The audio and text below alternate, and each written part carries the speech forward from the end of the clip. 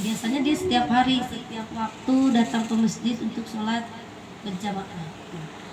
Lupa namanya mungkin itu. Nah pada waktu itu udah berapa kali Rasulullah tidak ketemu. Kenapa, kemana si Fulan? Gitu. Kok nggak ada aja? Nah, dan ketemulah di jalan. Ya kamu kenapa? Gitu. Nggak pernah ke masjid lagi? Ya saya lagi terpusing, orang baca terpusing ya Rasulullah gitu. Orang teboga duit utang loba gitu. Tanggungan saya banyak sekali. Terus Rasulullah bersabda begini katanya. Setiap kali masuk rumah kamu baca assalamualaikum gitu. Pokoknya assalamualaikum. Mau keluar dari rumahmu sebentar assalamualaikum. Lalu kemudian bacalah kulhu al-ikhlas 3 kali. Gitu. Bari 1 kali minimal 1 kali. Kalau bisa 3 kali. Bari lempong. Jadi kalau mau banyak rezeki haibet keluar semua. Baca kulhu. Tapi memang betul itu. Gitu. Jadi di mana-mana ada banyak tausiah seperti itu. Jadi kalau misalnya dari jauh apalagi yang pertama kali itu assalamualaikum ya sayyidi ya Rasulullah. Jadi tempat seakrab apapun atau misalnya kita mau ke tempat yang baru yang belum diinjakan manusia pun kalau dibacakan assalamualaikum ya sayyidi ya Rasulullah itu udah nggak ada apa-apa, mereka takut gitu. Karena salah satu manusia yang ditakuti jin adalah dan tidak bisa disamai oleh jin itu maupun iblis itu Rasulullah gitu. Kalau udah disebut nama Rasulullah mereka udah tidak mau gitu. Jadi rumah Karung Masih Nur assalamualaikum ya sayyidi ya Rasulullah gitu. Ya. Jadi kita juga gitu, makanya harus ngebiasain walaupun gak ada orang assalamualaikum gitu. Assalamualaikum bismillahirrahmanirrahim paling bacaan baik gitu. Makanya kalau mau banyak uang berarti keluar assalamualaikum terus baca dulu. Nah kemudian setelah itu beberapa bulan kemudian ketemu lagi, ya Allah alhamdulillah ya Rasulullah gitu. Dengan saya mengikuti saranmu pokoknya berlimpah ruah sampai misalnya menuhin kewadahan gitu. Jadi diistiqomahkan salam dulu begini. Kalau ada lagi katanya bukan katanya ini dari kalau misalnya agar rumah kita tidak kena misalnya ada gempa bumi ya atau musibah rumah kita tidak terkena sebelum masuk itu bismillahi masya Allah la quwata illa billah. Baru assalamualaikum ya sayyidi Rasulullah, assalamualaikum gitu. Baru di rumah bismillahirrahmanirrahim kul huwallahu ahad bari kitu ya pertama lupa sekali lagi kesana biasa dan emang dibiasakan jadinya alhamdulillah ya. Saya juga menurut seperti itu tapi ya ayah deh gitu. Nah karena diistiqomahkan ya, kalau amalan-amal seperti itu saya tidak seperti makan cabai langsung kerasa gitu, langsung lada kayak yang kiai kayak gitu. Nah sekarang kita merubah doa juga gitu, merubah doa kayak Allah lancarkan rezeki hati, itu namanya maksa Allah gitu.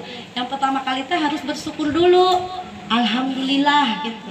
Nah yang namanya apalagi kalau bangun tidur itu adalah di saat kita dalam setengah sadar, buka mata jangan langsung cari HP, harusnya alhamdulillahirabbil alamin ya Allah saya dikasih umur panjang, alhamdulillah ya Allah atas segala kesehatan. Tangan oke kudu syukur, terima kasih tangan gitu harusnya, terima kasih napas, terima kasih hidung, terima kasih mata karena saya sudah masih bisa melihat, terima kasih hidung karena saya masih bisa bernapas, terima kasih tangan atas dengan tangan ini saya bisa menerima rezekimu, dengan tangan ini saya bisa memberikan berbagi kepada orang lain, dengan kaki ini saya bisa melangkah ke pengajian atau melakukan kewajiban saya sebagai ibu rumah tangga.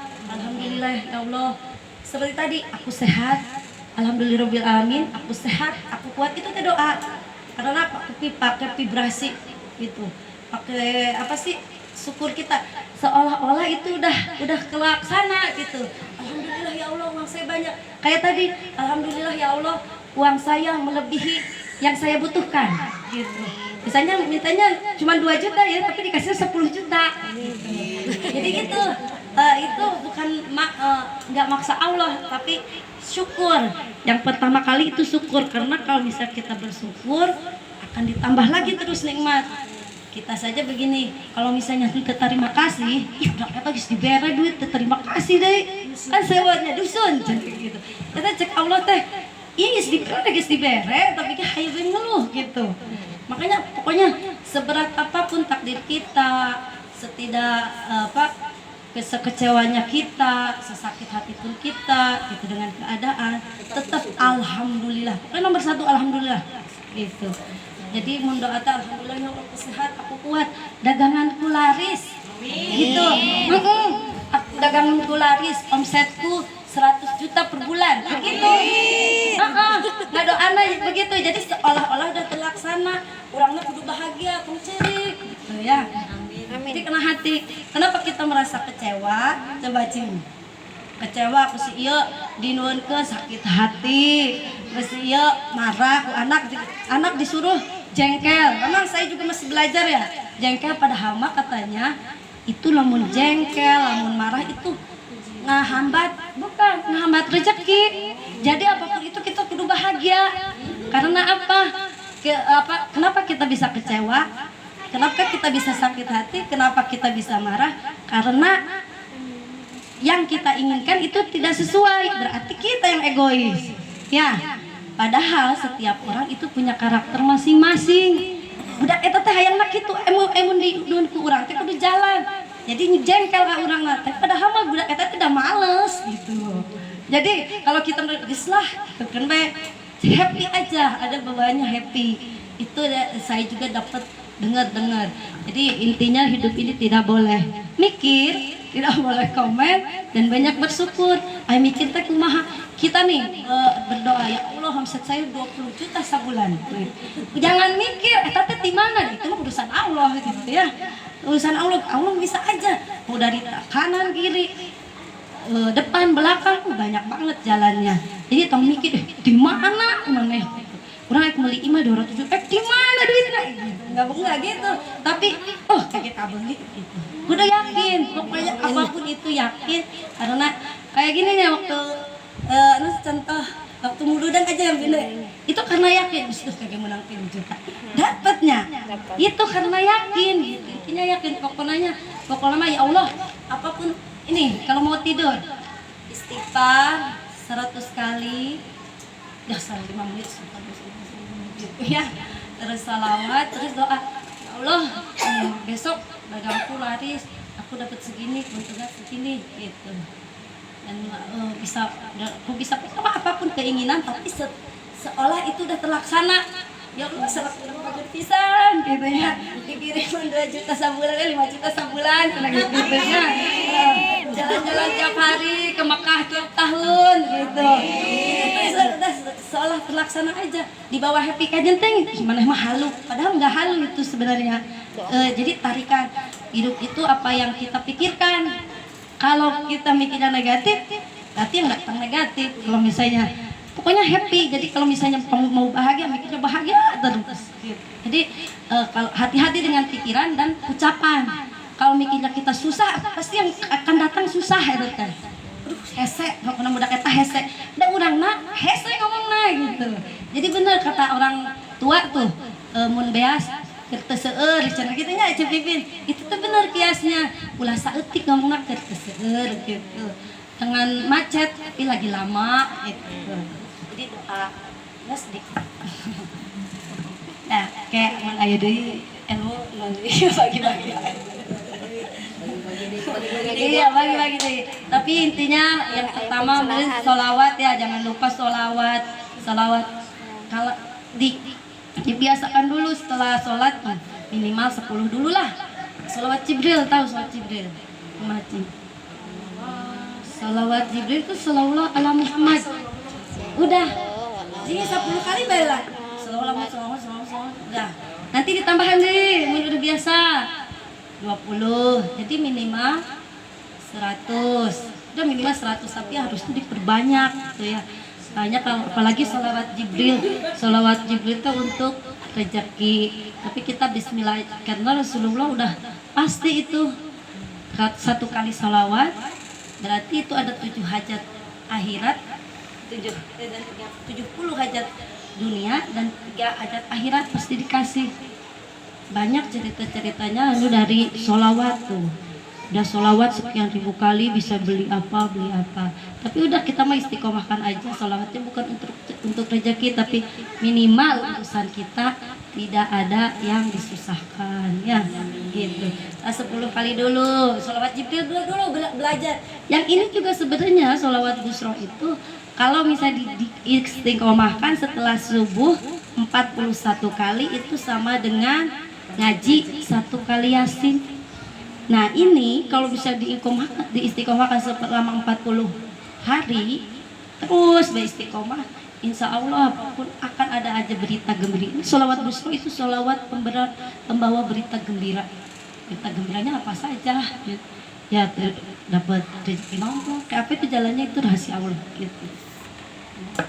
Pokoknya banyakin sholawat satik bae mas 10 Salawat, nu satik deh lah kan sallallahu alaihi Muhammad. Karena ini salawat Jibril namanya. Terus mun salawat sajaratun nukut ada lagi. Tapi satu-satu aja dulu. Allah kalau sajaratun nukut salawat Nabi Allahumma shalli ala sayyidina Muhammad wa ala ali sayyidina Muhammad. Itu namanya salawat pohon uang. Nah, dibacanya setelah salat Isya 400 kali setiap hari. Jadi apapun itu ketika kita butuh banget pasti ada jalan, entah itu dipinjemin, entah itu ada yang ngasih. Kalau itu namanya sholat sajatul wudhu. Karena katanya kalau kita punya tanggungan yang buat buat nyakolahkeun siga abdi kitu ayo we tidur ku salawat.